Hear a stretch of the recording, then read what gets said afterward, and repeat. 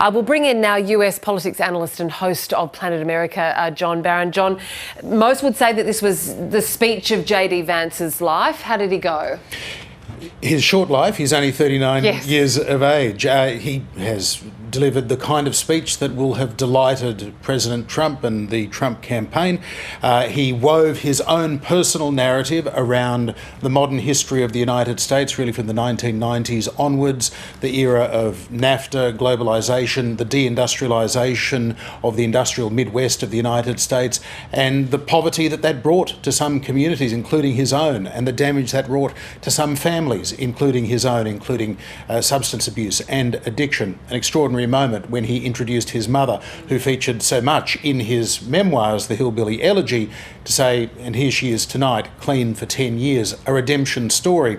As is JD's, it's also a very pro-conservative version of lifting yourself up by your bootstraps. He's a self-made man with the help of family, his maman, his grandma, really showing tough love.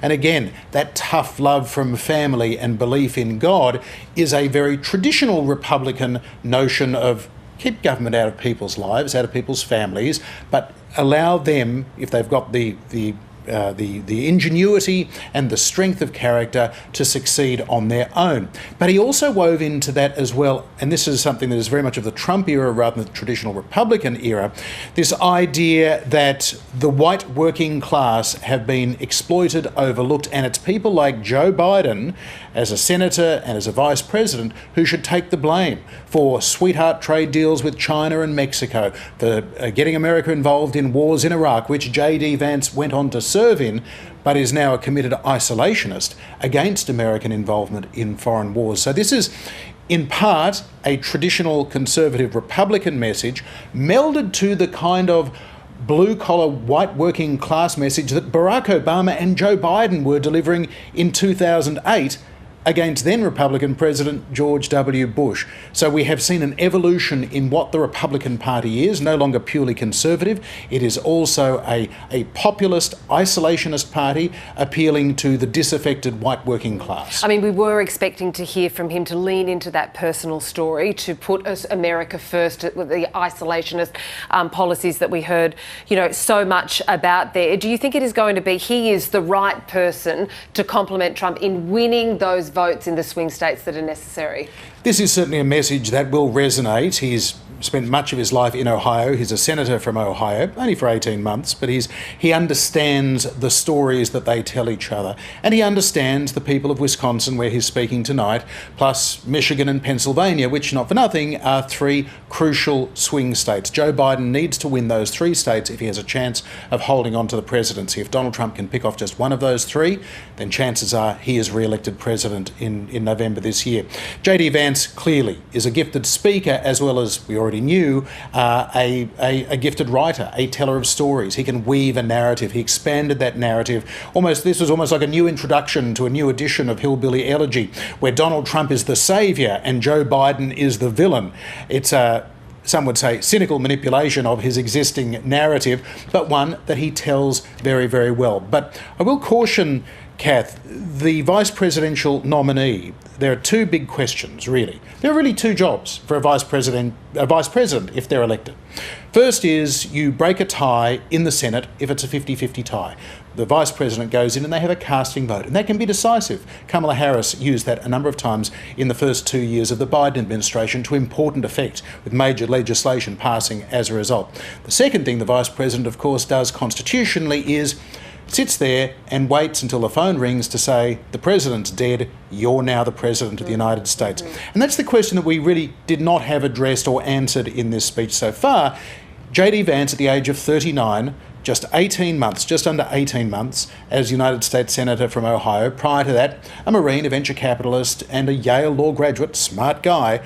But is he really qualified to be President of the United States? In 2008, those questions were asked about then Alaska Governor Sarah Palin, and over the course of the campaign, even though she had some great moments in debates and at the convention, by the time of the election, people were saying, no, she's not qualified. And John McCain, who at 69 was then the oldest ever first-time nominee for president, people thought, we can't take the risk.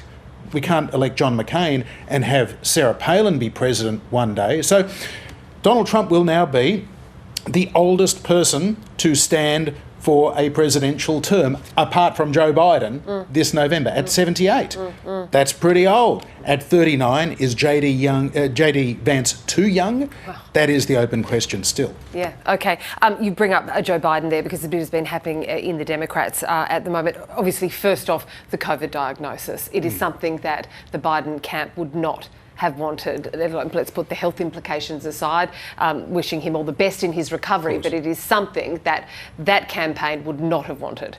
Any 81-year-old who contracts COVID-19 has to take it very, very seriously. He will no doubt be receiving the best possible healthcare, including antivirals. He's isolating. It takes him off the campaign, though, Kath, at a crucial time where he was being asked by many of his fellow Democrats to get out there, talk to people, do speeches, do interviews, prove that you are not the bumbling old guy that we saw in that debate 3 weeks ago. Which he'd resumed doing in just the last 24 hours, saying he was all in. Yeah, and now, just 12 hours after telling Black Entertainment Television in the United States, BET, that really the only thing that would get him out of the race would be, one, if the polls say he can't win, and two, his doctors were to say he should get out because of a health concern.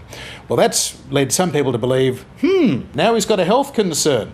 Well, we'll see. COVID should not disqualify him from the presidency, but this does give Joe Biden some time alone, literally in isolation, to reflect upon the fact that in the last few days, some of his staunchest defenders, some of the most senior Democrats, including the leader of the Democrats in the Senate, Chuck Schumer, have reportedly said, Joe Biden, we don't think you can win, and we think if you stay in this race, not only will you lose, but we will lose the Senate, and we have no chance of winning the House, which means Donald Trump is president next year with a majority in both houses and an almost unfettered hand to do what he wants in a legislative sense.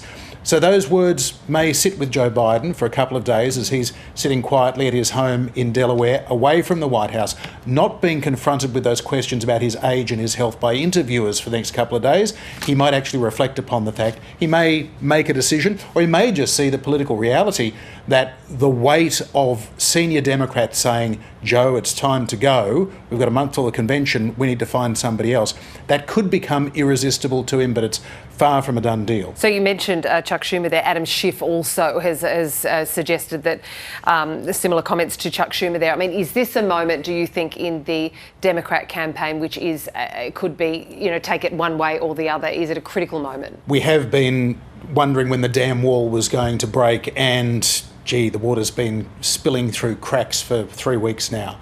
Adam Schiff is important, not necessarily because Adam Schiff is in and of himself particularly powerful. He was a very high-profile member of the House of Representatives. He was a big part of a number of the impeachment investigations into President Trump back during the first Trump administration. Adam Schiff is now running for senator from California.